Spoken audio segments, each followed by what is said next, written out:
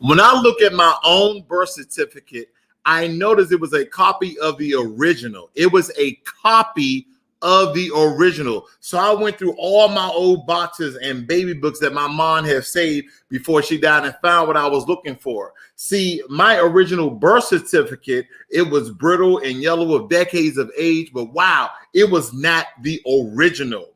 What I have learned since it's kind of like discovering that you're a part of a matrix, it seems that none of our have our own original birth certificate. They are all copies, and the copies have serial numbers on them, issued on special bank bond paper, and authorized by the American Bank Note Company. I say again, the American Bank Note Company. The truth is stranger than fiction. And we're going to talk about the American Bank Note Company because this is an actual company. It seems that back in 1913, the United States was short of cash.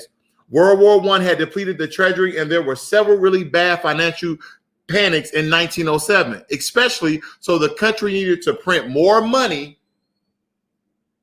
than it had equity to restore confidence in the money supply and get the economy back on its feet. When you or I need more money, we use something as collateral and go to a bank for a loan. When the country needs more money, it has to go somewhere. But in 1913, there wasn't anywhere to go. So the U.S. created the Federal Reserve Act. This established a private central bank called the Federal Reserve Bank that would regulate the amount of money the U.S. government was allowed to borrow and put in circulation. It also would expect to be repaid like any other bank, and of course, with interest. So when you or I need money, we use something as collateral and go to a bank for a loan. When a country needs more money, it has to go somewhere also. But see, back in 1913, there wasn't anywhere to go. So the United States created the Federal Reserve Act, which established the Federal Reserve Bank. See, after only 20 years, things went from bad to worse. Now, during Franklin D. Roosevelt's presidency in 1933, the U.S. was unable to pay its debt. The county, the country, the corporation was bankrupt. The private banks that made up the Federal Reserve demanded their money, and Roosevelt responded. He had to use the only thing left of any value to pay the banks and continue doing business with them. The citizens of our country, us, also known as commodities of this country. So exactly how this was orchestrated too lengthy to be addressed here, but this much can be told. The original birth or naturalization record for every U.S. citizen is on file in the official records in Washington, D.C. But you guys get a copy, but you never get the original. And the property and asset of every living citizen is placed as collateral for the national debt. Within 2 weeks, and 3 days, each certificate of live birth is to be filed in Washington, D.C.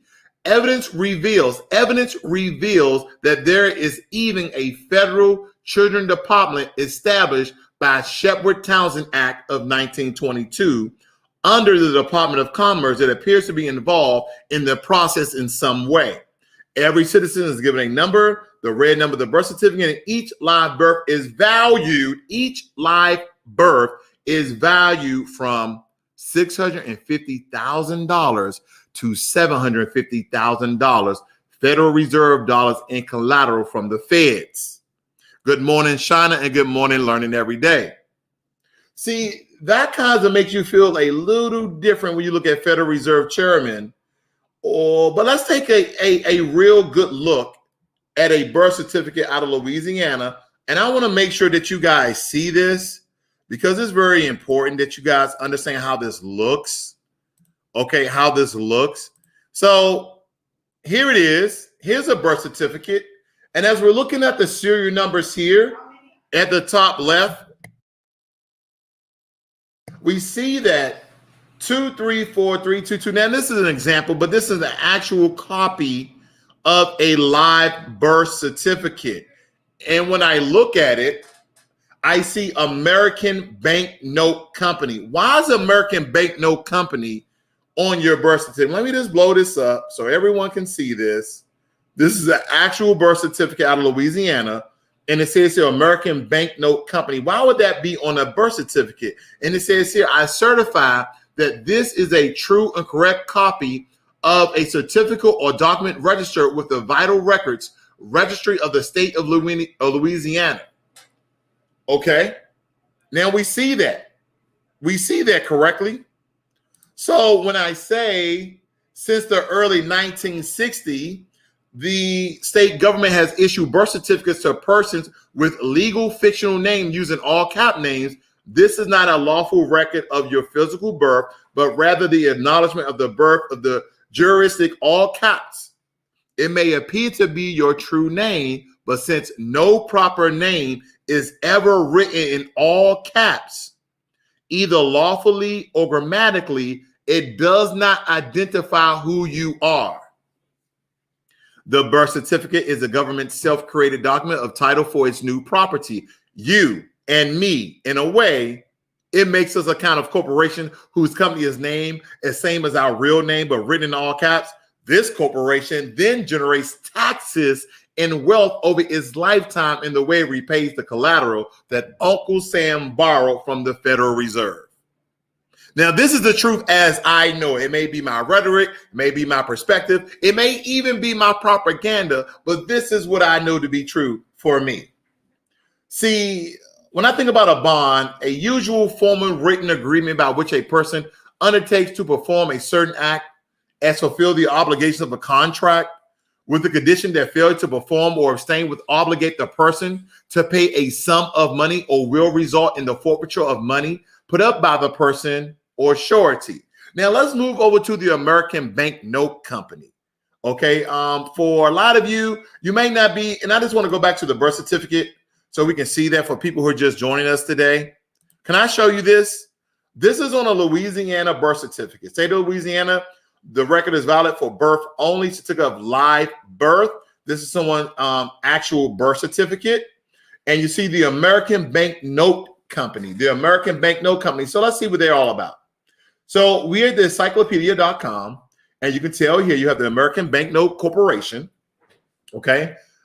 Here's the listing for its address in New York, where it was founded back in 1795, and how many employees and its sales. But let's just read. I'm curious what the encyclopedia has. And everybody knows encyclopedia is a very legitimate source to get your information.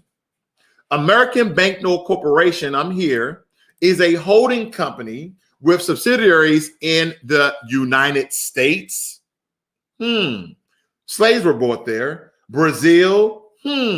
Slaves were bought there. Australia. The Aborigines. New Zealand and France. Through these, it makes cashless shopping, banking, and electronic commerce easier and more secure with its transaction cards and systems, wait for it, such as smart cards, stored value cards, and credit cards. Sounds like the system of fiat. American Bank Corporation on your birth certificate. And everyone to say that it's not directly linked to monetary payments to Vatican, Rome, and the UK. I digress. The company is also one of the world's largest, listen to this, the company is also one of the world's largest printers of security documents, including checks, passports, stock certificates. Stock certificates? Could stock be certificates? Could certificates be birth certificates? Could we be the stock? Because I remember in one of my earlier videos that the U.S. is a corporation, not a country. I told people how that we are commodities. And believe me, a stock could be a cow. A stock could be a sheep. And in this case, stock could be you or me.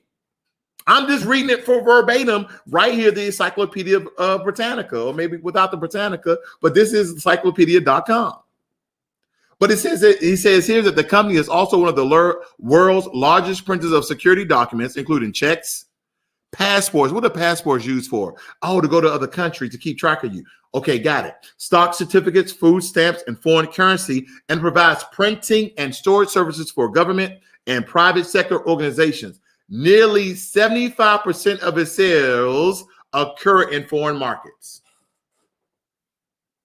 That is what occurs here, ladies and gentlemen. It is directly linked for some of you, but I will give a lot of the viewers here the different side, the opposite side. If you got the yin, I got the yang. So let's look into it. Let's look into it. So this website is a federal government website. It says treasurydirect.gov. This is where you go and buy your bonds. Birth certificate bonds. So this corporation under the United States Corporation is essentially trying to debunk the myth that birth certificates have bonds on them or essentially lead to monetary payments. So here it says here, I'm going to just jump down to the story that entails most of the information that we need. The story is a variation of the older bogus site draft bills of exchange drawn on the Treasury scam. The common tale offered in the scam states, when the United States went off the gold standard in 1933, the federal government somehow went bankrupt. With the help of the Federal Reserve Bank, we're reading that again, the government became a corporation, sometimes called government franchise, and converted the bodies of its citizens into capital value. So this is a scam, huh, Treasury Direct? Okay. Supposedly by trading the birth certificate of the United States citizens on the open market and making each citizen a corporate asset, sometimes referred to as a straw man, and also in my words, as a commodity or stock, whose value is controlled by the government. So we know that we live in a republic and not a democracy, because a democracy, you will vote on everything and everyone. See, the president don't have the power to pick his cabinet. The democracy will vote in the cabinet. But since you live in a republic, once you vote, you have no power, and they get to do what they want to do when they want to do it. Scams vary in methods for citizens to gain control of their alleged assets, such as, filing a UCC-1 financial statement, activating a Treasury Direct account, or creating bonds by using saving bond calculators. Now they're talking about these blogs and videos promise that your birth certificate bond will be able to wipe out all of your debt or help you collect monies or securities. Some internet sites even offer to sell videos, webinars, and coaching on how to do this. No one has profited from the Treasury Department by using these tactics, but the scammers intend to profit from this story by selling their bogus wares. Now, of course, I'm not selling anything that is related to this particular story. I am just giving the information as I see it in my own perspective. But there's one thing that I would like to point out. The UCC. Oh, the UCC. We must point out the UCC because we understand that the UCC, also known as the Uniform Commercial Code, is one of a number of uniform acts that have been promulgated in conjunction with efforts to harmonize the law of sales and other commercial transactions in all of the 50 states within the United States of America, also known as United States Corporation. The Uniform Commercial Code is looked upon as the Bible in the world of business, because as we can tell, as we see here, under Caesar of Rome, it was established that all nations in the empire that do any form of business should all play on a level field. But what is not told is that the UCC, the Uniform Commercial Code, is based directly on Vatican canon law of the Roman canon law, which means its regulations are under the Roman Catholic Church. Now, you may be wondering what this has to do with birth certificates. Okay, so let's break it down. The question is, what is birth? And I don't mean birth as in B-I-R-T-H. I mean birth as in B-E-R-T-H. And that simply means to come into a dock or a wharf, such as when a ship comes into a dock or when it arrives.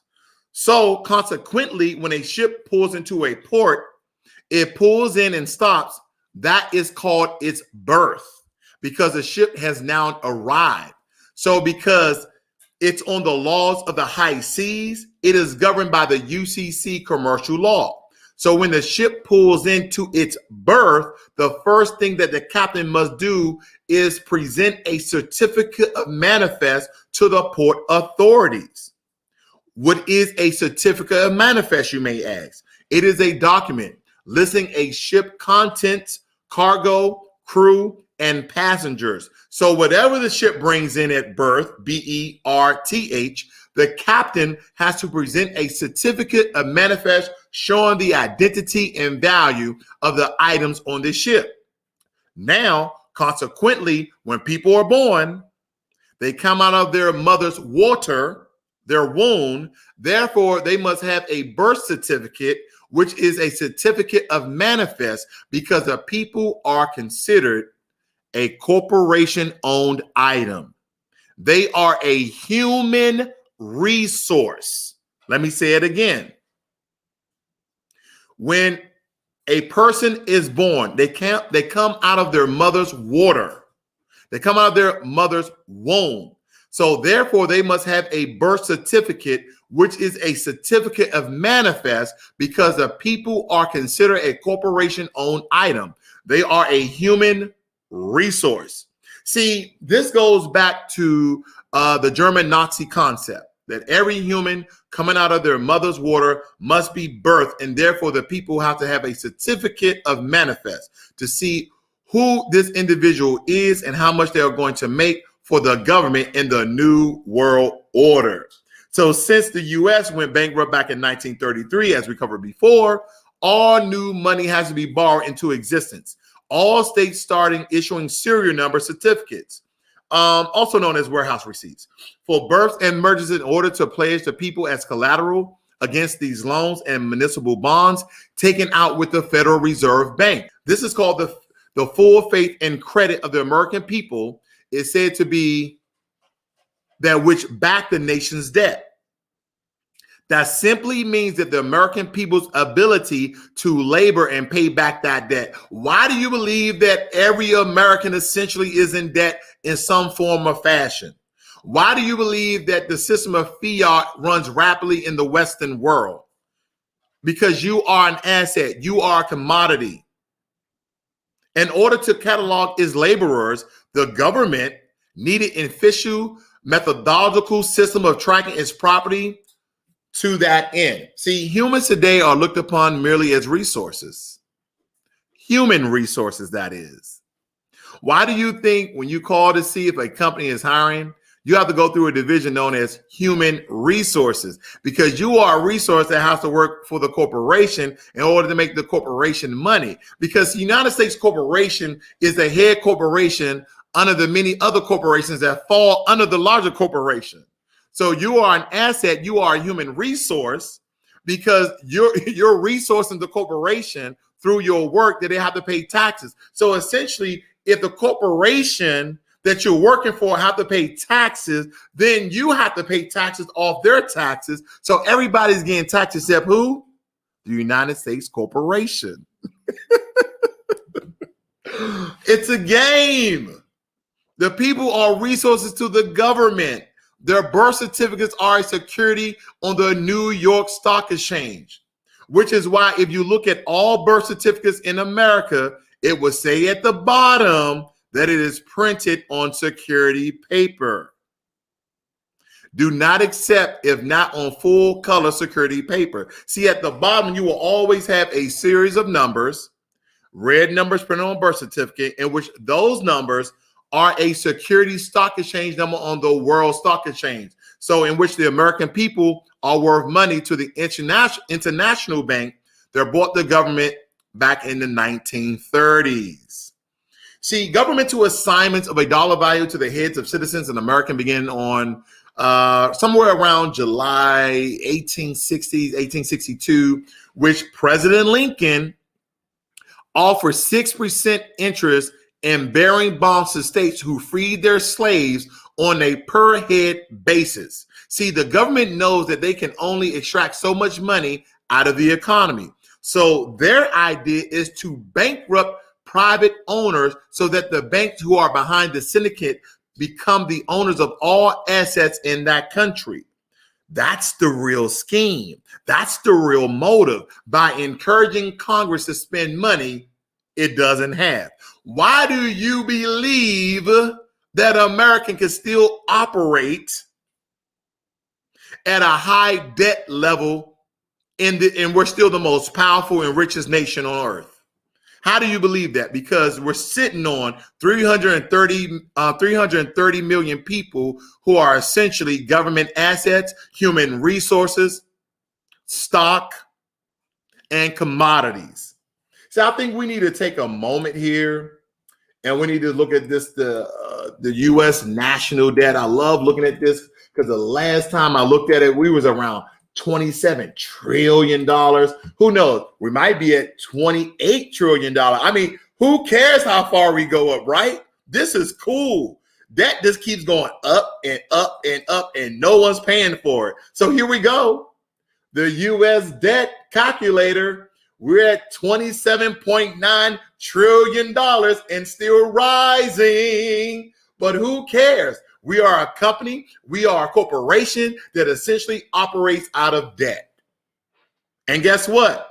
We have all of these assets, Black, white, Hispanic, Asian, and otherwise. You guys are worth for probably, let's just keep it in the middle, $700,000. Let's just keep it there. Let's just keep it there. Debt per citizen, $84,000. Debt per taxpayer, $222,000. Because we understand every taxpayer is not a citizen and every citizen is not a taxpayer. Where they do that at? Huh? Where they do that at? Okay, I'll leave it alone. I'll leave it alone because when you really look at it, Congress has to turn around and lean, L-I-E-N, on American labor and American private property for collateral. See, they do that by the fraudulent conversion of birth certificates. Let's take, for example, doctors who are franchisees of the state are obligated to sign birth certificates and forward them to the Secretary of State. And this most happily happens in Sacramento, California.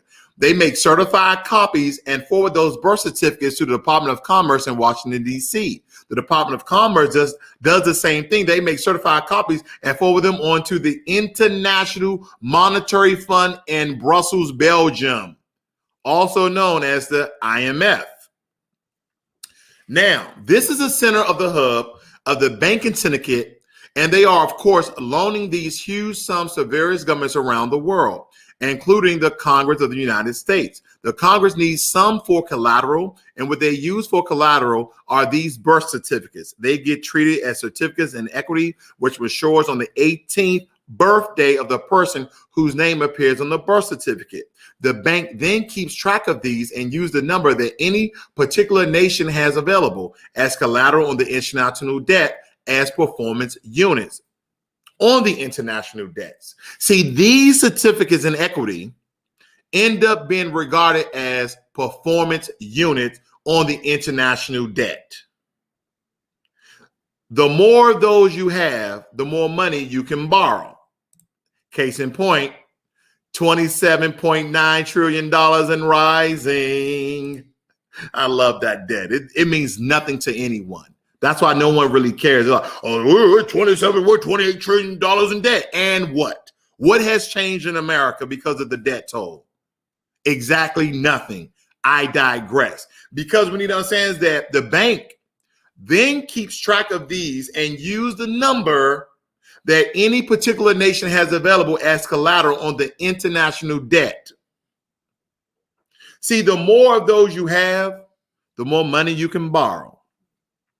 It's like the more collateral I have, the more money I can borrow from banks and the more I can secure. So governments are securing their international debt by leaning, LIEN, on the persons and property of their citizens. They're doing this on a massive scale, and it's technically a fraudulent conversion of the birth certificate, because if they did that with your birth certificate, they never told you that you were doing. And when you really look at it, why do you get a certified copy of your birth certificate rather you getting the original birth certificate and the hospital, Washington, D.C., the records, the Vital Records Company that's located in Washington, D.C., why don't they get a certified copy? Then some of you say, well, what if you lose your birth certificate? Well, they have a certified copy. They can give you a certified copy of a certified copy. But why can't I have my original? Am I not originally born in this country? Oh, my bad. This corporation, see, they never told you they were obtaining a lien on your person and started a third-party debt that you're responsible for. You had no meaning choice in the matter, which makes it an uncontestable contract by definition. Think of it very simply as walking into a department store and saying to the salesman, I really like that your refrigerator over there.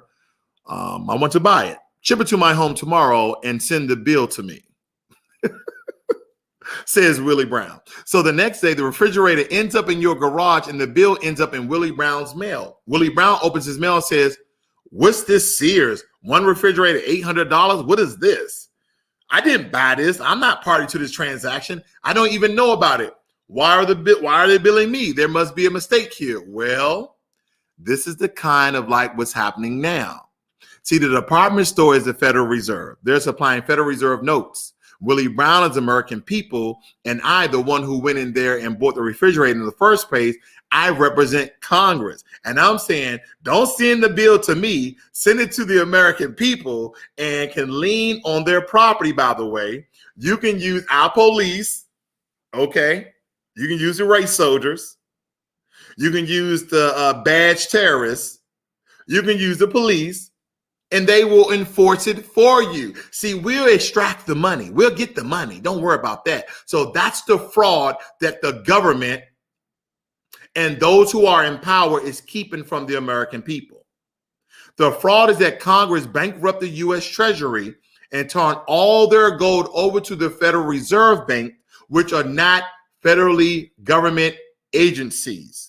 See, the Federal Reserve is a municipal corporation created by an act of Congress, but it's still a corporation, and all of the gold is now in their hands. It's no longer in Fort Knox, see, but that's the facade. But there wasn't enough to essentially discharge the debt that have accumulated up to 1933. They had to go into bankruptcy to discharge the rest of the debt. They're using standard federal bankruptcy rules, but the creditors, of course, are in charge. And they're back telling Congress, go ahead, continue spending more money that you don't have, because we know we'll take it out of the land and the labor of the American people eventually. See, that's how we can essentially operate in massive debt. That's why this debt calculator can just keep on ticking and no one is even ever talking about it. This is how they do. How can you be highly in debt at $27 trillion and still be the most powerful nation on earth? That's what's going on. I mean, look at the current economic situation. The government is using the president to push the concept of stimulus checks as a way for slowing down inflation, creating jobs, and giving American people more money to spend, while a country is $27.9 trillion in debt. You got to be more careful. Wow. You can give money because we can print it all day long day. Now, to the average puppet, or puppet master. This doesn't seem like a bad idea. But what the government doesn't tell the people is that in the process of them giving these stimulus checks for the American people to spend more money, it will only devalue the American dollar and the banks will close up. Because how can you spend more money in a pandemic recession to boost the economy? Therefore, by the banks closing up, it will force the American people into a one-way electronic spending money system that will be monitored and administered by the government, forcing the people into compliance with this so-called New World Order. Okay? Now, I can keep going and going, but I must touch on one subject when we talk about the Social Security. And this is a story of the Social Security number. It's a really good story. It's a really good story. And I'll just read it. The use of the Social Security number has expanded significantly since its inception in 1936, whereas the birth certificate was created in 1933. Created merely to keep track of the earnings. Wait a minute. Social Security number, Social Security, social slash security number. Okay. Created merely to keep track of the earnings history of U.S. workers for Social Security entitlement and benefit computation purposes. See, some people just thought that the Social Security number was for your identification, but then you're like, well, you got your birth certificate. That's for your identification. But some people almost automatically tell you, well, I need your Social Security number. I need your Social Security card. Because this is how we track you financially. Why do you need to track people financially? Why can't you just use their birth certificate? Why can't you just use a sample of their blood? I'm just asking. I know the blood thing might sound outlandish, but it's the one true way that no one can be fraudulent and essentially steal your identity. Now, back on this. It has come to be used as a nearly universal identifier. Universal. Okay. They didn't say national. They didn't say international. They say universal. Everywhere you go, this number follows you. It's signed at birth. It's kind of like a prisoner going to jail. They give them a number. Prisoner 25643, front and center. The Social Security number enables government agencies to identify individuals and their records and business to track an individual financial information. This article explores the history and meaning of the Social Security and the Social Security card, as well as the Social Security Administration, the Social Security Master File, generally known as the Numinate. The article also traces the historical expansion of the Social Security number used in the step the SSA has taken to enhance Social Security integrity. Magnificent. And here's the history if you guys like to go on a Social Security number and read about it.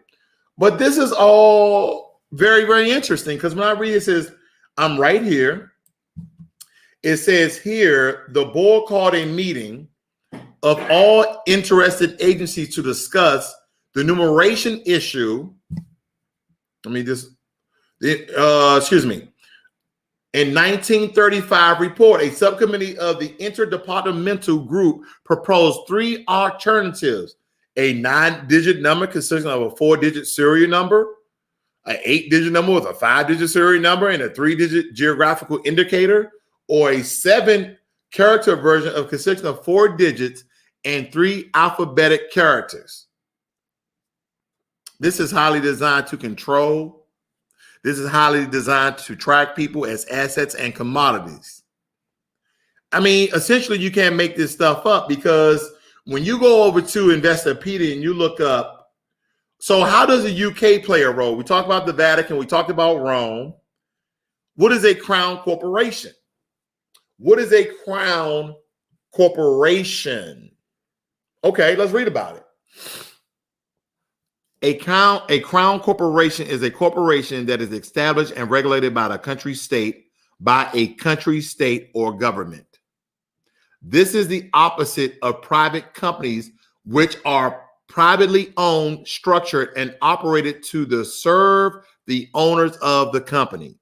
The government commercially owns a crown company, Civil servants, civil servants, citizen servants, civil servants, citizen servants. Okay, I got it.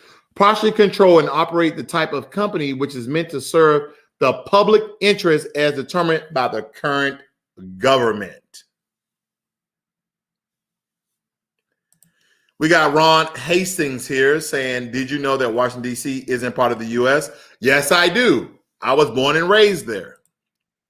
Now, understanding the Crown Corporation could either be a federal corporation owned by the government to serve a federal or national interest, or territorial corporation in which is meant to serve as a provincial or regional interest.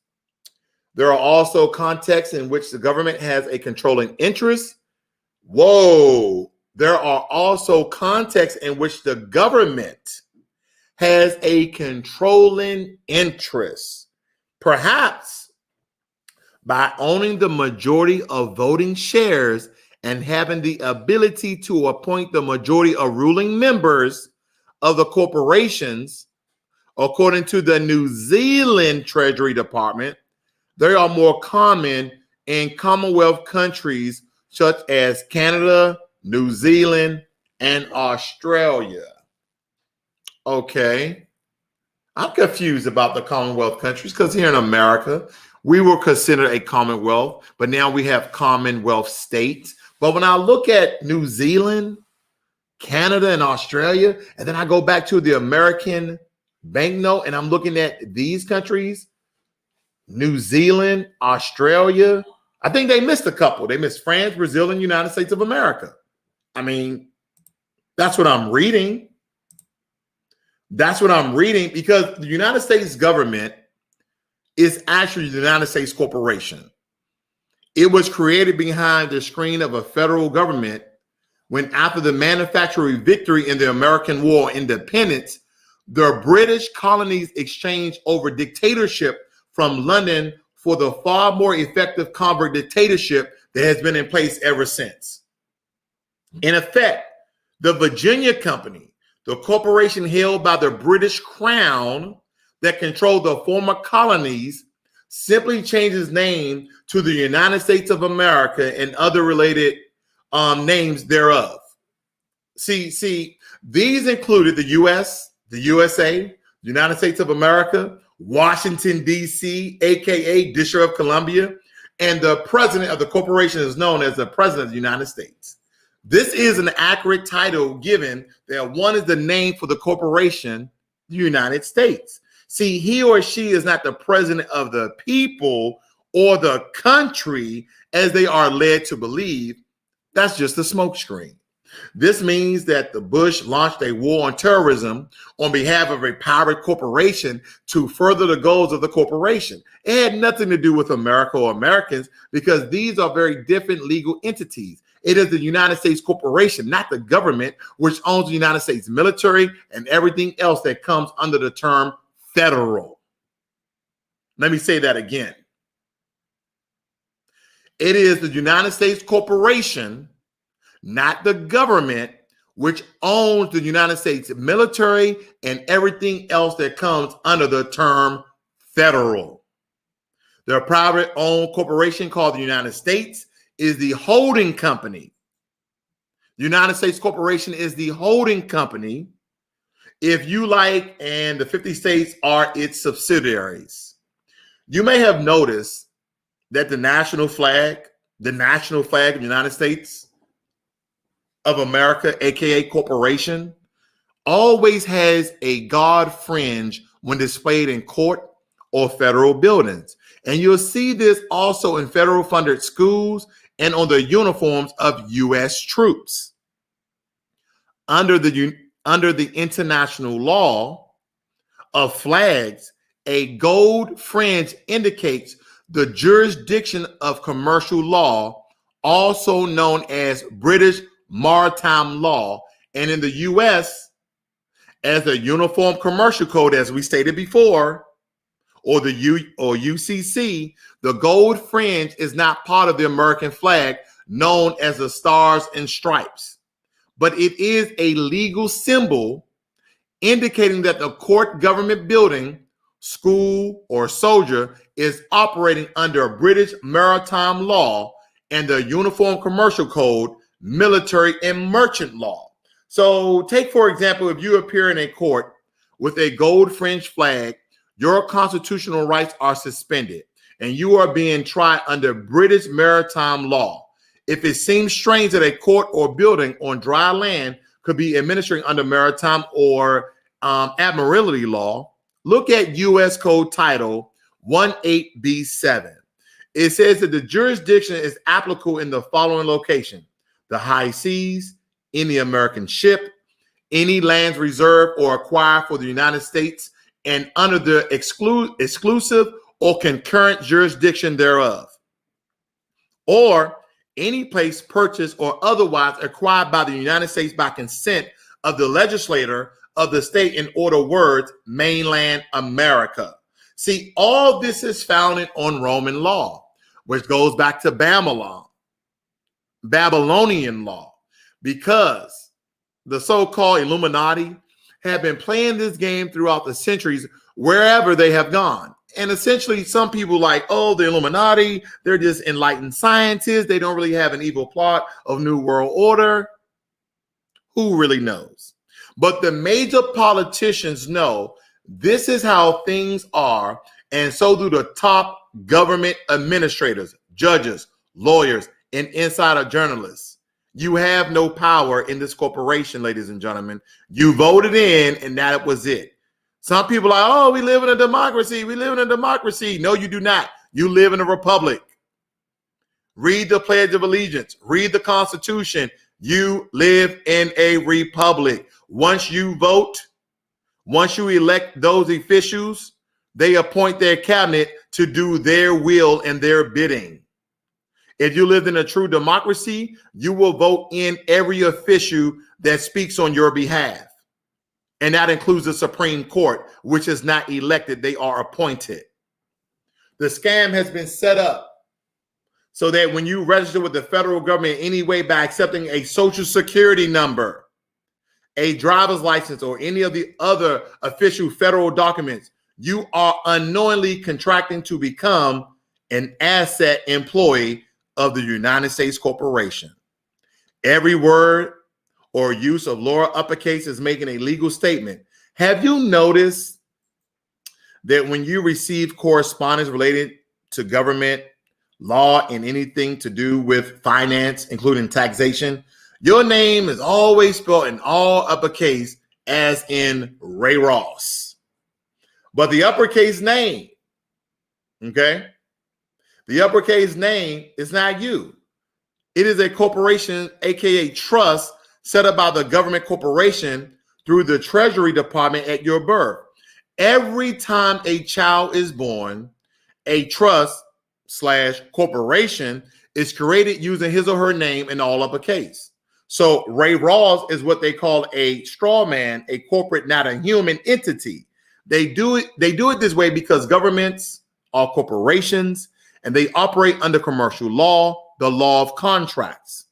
The laws passed by government only apply to corporations and not to living, breathing flesh and blood, sovereign free men and women, spelled in upper and lower case or all lowercase, as with Ray Ross or Ray Ross.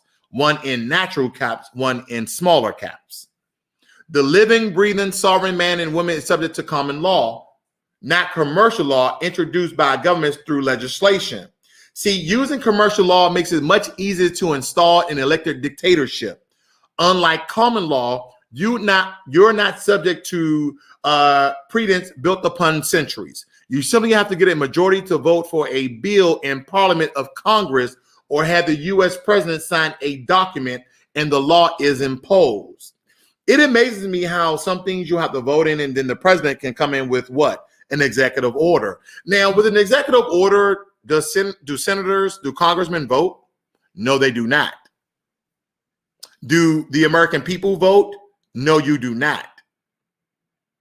Because in my first 100 days, I'm giving everybody their life back.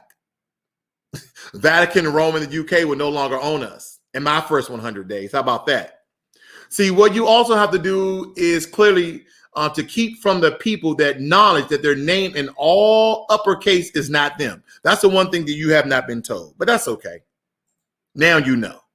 They will then pay you taxes and be subject to your jurisdiction control in all areas of their lives, but unknowingly stand surety for the corporation that your name in all caps, you won't even know that you exist in this corporation. Because listen, all court documents have the person's name in all uppercase because under the law of contracts, the living, breathing being cannot be tried under corporate law. Only a corporate entity can. It is so crazy that us Americans, quote unquote, pay personal income tax to the government, or known as a corporation, or via the IRS. See, when the law to introduce personal income tax was never passed, ask anyone from the U.S. government or IRS to produce the law that says Americans must pay income tax on their wages, and they would not be able to do it. Show me. Show me where it's at. Show me the law. They can't. Many have tried, and the law has never been revealed because it doesn't exist. A $50,000 reward was offered by the We the People organization to anyone who could produce the law, and IRS agent Sherry Jackson thought it would be easy money. Then they found out there was no law and resigned to become a campaign against the fantastic hope. Yet, when people don't pay taxes, wait for it, when people don't pay taxes, which they do not legally have to pay, the IRS takes their property. Why does the IRS take your property? Because you never own the land. Why can't you never own the land? Because you are considered in the United States, you are an asset. You're not a human being. And this is why you are issued a birth certificate and a social security number for financial purposes. This is why. This is why. If you don't pay your taxes, and again, which you don't have to legally pay, but the IRS can take your property because you can't own the land in America. Don't pay your property tax and see what happens to your house. But if you don't pay your taxes, they put you in jail, and even more often sends in the armed goons to take you from your house. Is this fascism? Maybe. If anyone thinks that without personal income tax, there would be no education and other public services, it's not true. They are paid for by the state. They're paid for by property tax, business tax, sales tax, fuel tax, alcohol tax, and all other endless taxation that we pay besides income tax. So in fact, personal income tax in the U.S. is roughly the same as the money paid by the government to the banks in interest on loans.